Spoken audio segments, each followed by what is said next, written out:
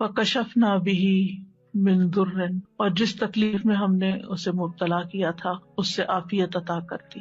وآتیناہ اہلہ ومثلہم معہم، اور جس طرح انہیں پہلے اللہ تعالیٰ نے اہل و عیال اور مال و دولت اور صحت اور عافیت عطا کی تھی، وہ سب چیزیں اللہ تعالیٰ نے لوٹا دی، بلکہ اور بھی زیادہ عطا کی.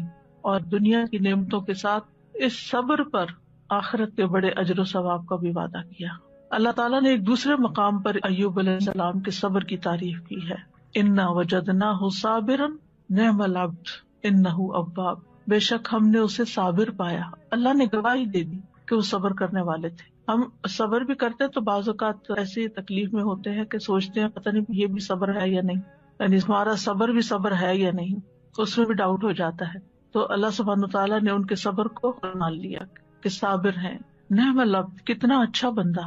تو اس سے پتہ چلتا ہے کہ صبر کرنے والا، غم سے گزرنے والا جب صبر کرتا ہے تو اللہ تعالیٰ کا محبوب بن جاتا ہے. اور ساتھ ہی یقیناً وہ بہت رجوع کرنے والا تھا. یعنی اس کا یہ مطلب نہیں کہ پہلی دفعہ وہ دعا کر رہے تھے یا پہلی دفعہ وہ رب کی طرف انہوں نے رغبت کی تھی اتنے سال کی بیماری گزار کر، اور پہلے انہوں نے کبھی نہیں پکارا تھا.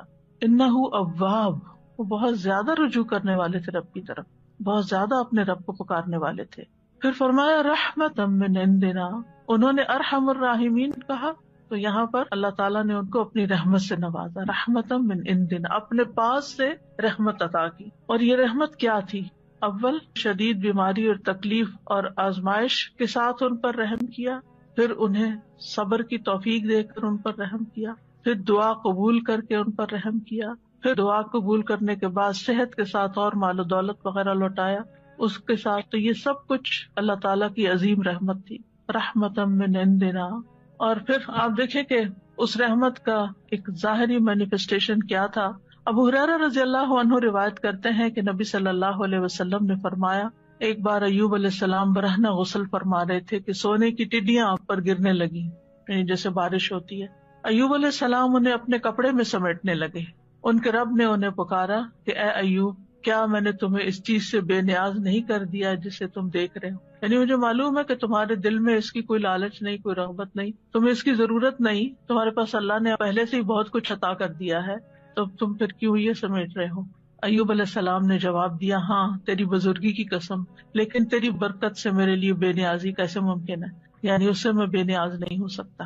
تو بندہ مومن جو ہے وہ اللہ سبحانہ تعالیٰ سے دعا بھی کرتا ہے اور استغنا بھی برتتا ہے، دل میں لالچ بھی نہیں رکھتا. لیکن اگر اللہ تعالیٰ کی طرف سے بن مانگے اس تک کوئی نعمت پہنچتی ہے تو اس کو اللہ کی رحمت سمجھتا ہے، برکت سمجھتا ہے، اور اس سے تکبر کرتے ہوئے بے نیازی نہیں برتتا یا ایسا زہد اور ایسا تکشف ظاہر نہیں کرتا کہ لے جاؤ اس کو، اٹھا لو اس کو، مجھے نہیں چاہیے، مجھے کیا کرنا ہے، میرے پاس آلریڈی بہت کچھ ہے. ایسا رویہ اختیار نہیں کرتا. یہ بھی شکر گزاری کا ہی ایک انداز ہوتا ہے. اور ان کے دل میں یعنی ایک طرح سے یہ شکر گزاری تھی کہ یہ اللہ کی طرف سے آ رہا ہے، کیونکہ ظاہرہ کوئی انسان تو نظر نہیں آ رہا تھا جو ان پہ سونا برسا رہا ہو، اللہ سبحانہ تعالیٰ کی طرف سے ہی آ رہا تھا، اور ان کے وہم و گمان میں بھی نہیں تھا. اور جو چیز کسی لالچ اور کسی حرص کے بغیر انسان کے پاس آتی ہے تو اسے اللہ سبحانہ تعالیٰ کی ایک نعمت سمجھ کر شکر گزار ہونا چاہیے بندے کو. وَذِكْرَىٰ لِلْعَابِدِينَ، اور عبادت گزاروں کے لیے ایک نصیحت ہے اس واقعے میں.